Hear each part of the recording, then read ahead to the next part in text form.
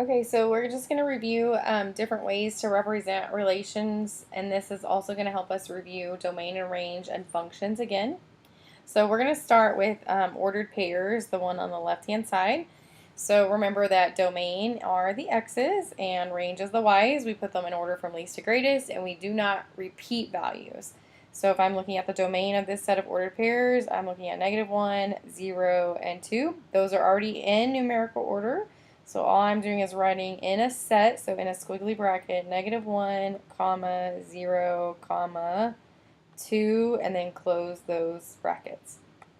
Same thing for range. I'm looking at 2, 5, and 7. So those are also already in numerical order and none of them repeat. So I'm just going to write in brackets 2, comma, 5, comma, 7. And then lastly, is it a function? So remember, a function is when x does not repeat. None of my x's repeated. I had 3 different values. So yes, this is a function. All right, so moving to the table. So a table domain, again, is just the x values. So we look at the left-hand side of our table. We have 3, -2, 0, and 3. So we want to put those in order from least to greatest and don't repeat. So our lowest x, or least, is going to be -2, comma. The next one would be 0, comma. And the last one would be 3. And there are 2 of them, but we only write it one time. So then close those brackets. Right, and then the y's, or the range is the y's, so same thing, we want to put them in brackets in order from least to greatest. So it's going to be -4, comma, the next in numerical order would be 1, comma, then 2, comma, 6, close our bracket. And then lastly, is it a function? So again, function is when x does not repeat. So these 3's right here on our x's, those repeated, that's why we only wrote it one time. So I'm going to X those out. So no, this is not a function because that 3 was cheating with 1 and 6. All right, the mapping, same thing. X is always on the left and Y is always on the right. So they didn't actually label that for us, so I'm going to label that. This is X and this is going to be Y.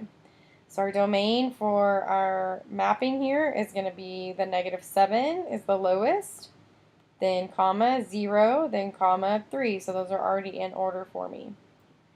And then the y's, or the range, I'm going to put in brackets. The lowest is 1. The next would be 2. Even though that 2 is being used twice, we only use it one. We'll write it one time and then close your bracket. Right, and then on is it a function? None of these x's are used more than once. Each x has its own individual arrow coming out of it. So none of them are used more than once. So yes, this one is a function. No x repeats there. All right, we're going to skip the equation for just a second. We're going to go to the graph.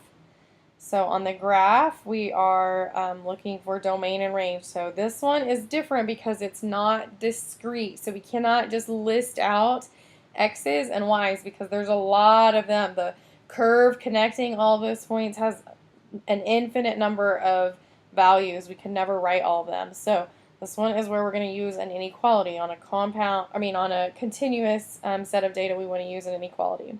So on domain, we're looking at the x-axis. So here's my x-axis. I'm looking from left to right. So we're going this way. So the lowest x starts right here. So that's where x is -1, 2, 3, 4. So lowest x is -4. And then it goes all the way to right here where x happens to be 1. So from -4 to 1 is going to be our x values. That's our domain. So we're going to write that as a compound inequality. So we're going to put x in the middle. X is going to be greater than or equal to because it's touching -4, but less than or equal to also because it's touching 1. So everything from -4 to 1 on the x-axis is what this shape is covering. All right, and then the range is going to be the y values. So on the y-axis, now we're going from bottom. So we start down here at the bottom and we're going up. So you should see that the lowest y is right here at -1, 2. So -2 up all the way to right here where y is 1, 2, 3. So right here, y is 3. So our y, or our range, goes from -2 up to 3, but then stops there. Okay, so we're going to write that again also as an compound inequality. So we're going to write y in the middle.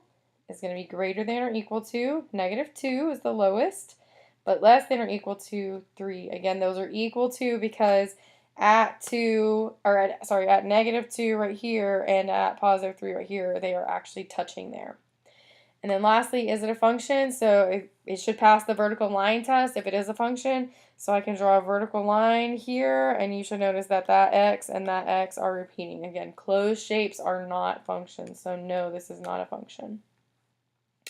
Okay, and then the last one, we have an equation. So for an equation, we don't know the domain and range. If you don't actually graph it, you need to see it. So that's what we're going to do. We're going to graph this one.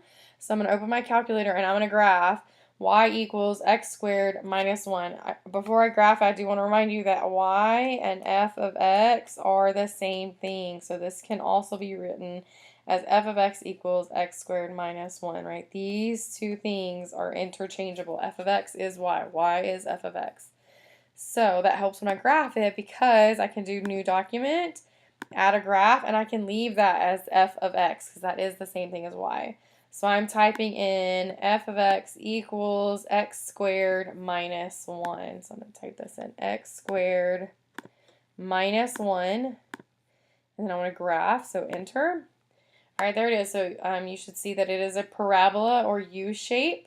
So what this doesn't have that a paper would is the arrows on the end. So really important that you know that this isn't just going to stop right there. I can actually click the page and drag it down. You can see that it would keep going. And so it's going to keep going indefinitely, forever and ever and ever.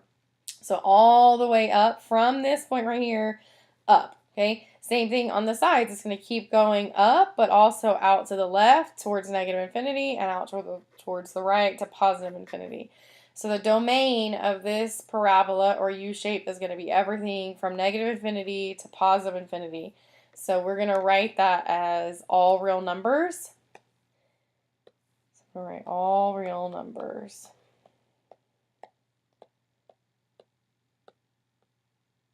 All right, and then the last part, or the second part, is range. So range is the y, so we're looking at the y-axis. So you see that this is the lowest, but then it's going to keep going up. So we're going to write it as an inequality, but it's going to not be a compound, it's going to be a regular inequality. So y goes from here at, that's where y is -1, up. So everything from -1 up. So I'm going to write that as y is greater than or equal to, because it is actually touching there at -1. So y is greater than or equal to -1. If you aren't sure, you could actually trace. You could do menu, trace, graph trace, and you could see that at 0, when I put 0, it does in fact touch at -1 right there. And then lastly, is it a function? Yes, this is a function. It does pass the vertical line test. I could draw a vertical line anywhere on this graph, and none of those x values would repeat. If you weren't sure, you could move your cursor and you could see every x value is changing. None of those are the same, but really you should just be able to look at it. So yes, this is a function.